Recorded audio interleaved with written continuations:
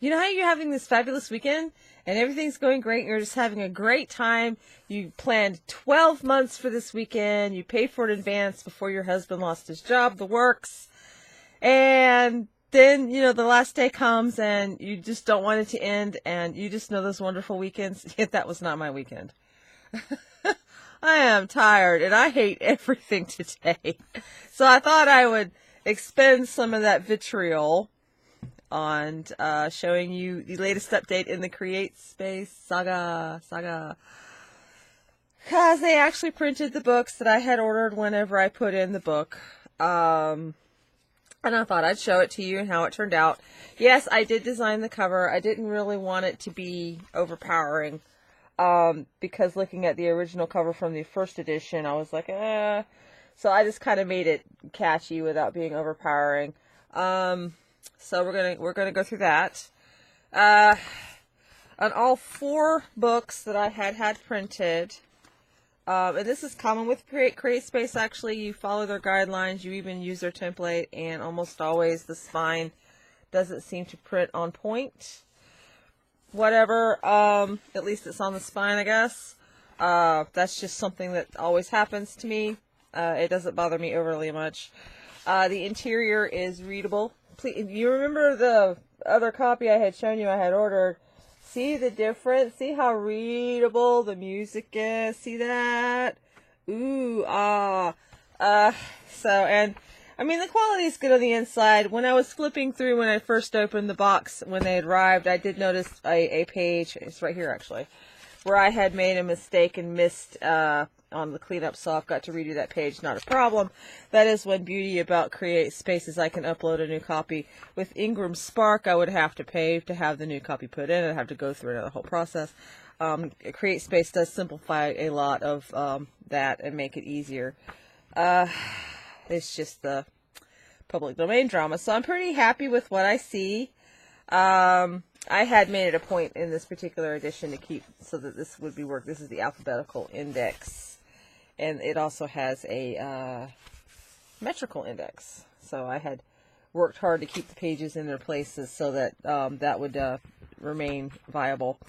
So, as far as music books go, and my long experience of reading music books in church and music class and everything, it's readable. So now, the next stage for me would be to go through it page for page, which is what you do when you get your galleys, which technically that's what I've done.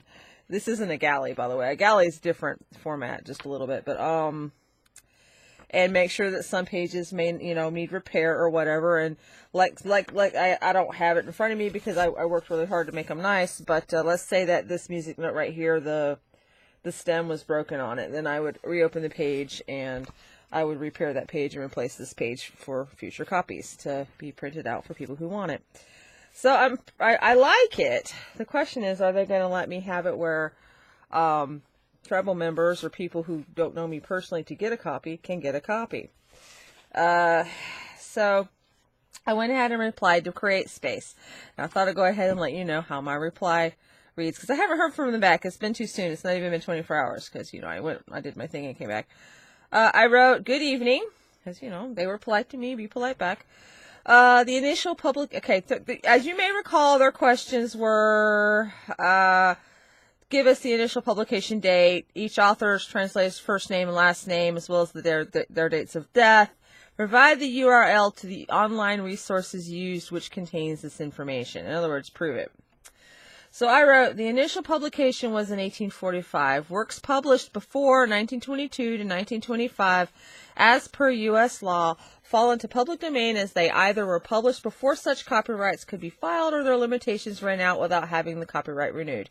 Disclaimer, I'm not a lawyer. This is my best understanding of the law. Don't quote me on this, because if I'm wrong and you follow that and you get in trouble, we're both in trouble, Actually, there are thousands of works that were published before 1964, I discovered while making sure of my years to answer this, that fell into public domain because the copyright was not renewed. By law, once a work has fallen into public domain, it cannot be taken out of public domain, although there are many pirate companies that are using legal loopholes to claim their particular rendition of a film or book are copyrighted and cannot be used by the public, not even as fair use. Yes, there are companies out there that are buying, let's say, the high-quality film of the Dust Bowl, and they're putting that up on their website, and in order to get that film to use it, you have to pay something like $500. I'm not even joking, because you're getting that film, and they're claiming, well, this is ours, because there's a loophole to that.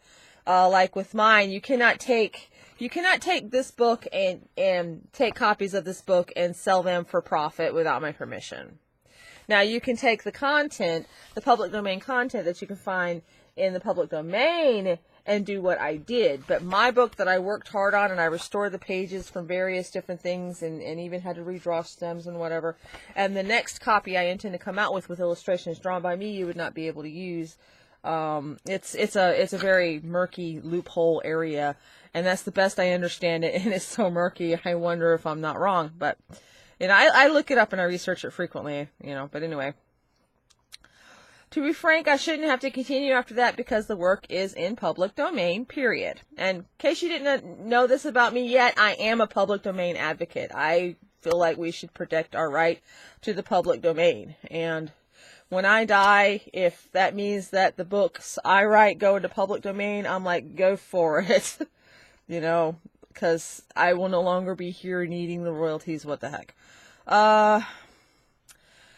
To answer B, there is no translator, only the author, Thomas Cummock, who died shortly after the book was published in 1859. The arranger, Thomas Hastings, has a Wikipedia page here. You'll note his DOD is also in the 1800s, 1872 to be exact. You'll note that both of these dates are nowhere near 1925. I'd be very impressed with both men if they had made it that long. And then to answer C, I gave him a crap ton of URLs because you can find this book all over the place, and articles about this book and university stuff about this book because it's a landmark. One page lists Samson Occam as one of the authors, although when I was putting it through, I didn't see a trace of him. And he's my direct descendant, the Reverend Occam, and I'm like, I don't see him in here. Okay. Then I wrote, I could keep going, but my arm hurts, so I'm gonna quit now. And then I gave them 3 legalese articles, backing up my information. One from Stanford, one from teachingcopyright.org, and one from copylaw.com. So let's hope that they don't block me anymore and actually follow through with what they said I could do, which was to put this book out for my people and for Shape Note singers who may like a nice readable copy as opposed to that thing I had ordered. So we'll see. I think it's a good thing I don't deal in public domain often. I mean, I do, but I'm selective with my little publishing venture. I mostly want to stick with like, fantasy, sci-fi. I would be really interested if there were public domain books dealing with the alien UFO phenomenon and that sort of material, the metaphysical ghosts, non-corporeal beings, that I have yet to come across anything like. Well, there is one book that is public domain that actually deals with that, and I have been on the lookout for it. The problem with getting books out of, say, archive.org is it might have pages missing. It might be an abridged edition. So I actually keep an eye out for physical copies as well, on the few books that I choose to reprint, because the truth is I really would prefer to put out original works as well. I just like putting out original works and comics and things. But, for example, this is a book that I have been toying with doing, that I got. Yes, this is an old copy. This is an 1884 copy of the Algonquin Legends of New England by Leland. But I'm still researching the situation, because when it comes to that, you really got to be careful, because the people who got these stories down from my people and other Algonquins tended to filter things through their Christian point of view. And so that was, in some ways, it's good that they did it. And I'm thankful, for example, for this little guy, Robin Goodfellow, that I have been kind of looking into for a while.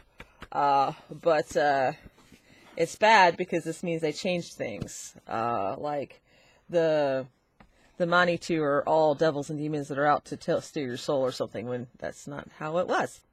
So, okay. So that's my latest report. We'll see how it goes. Cross your fingers or claw tips. Whatever you got. Your eyes.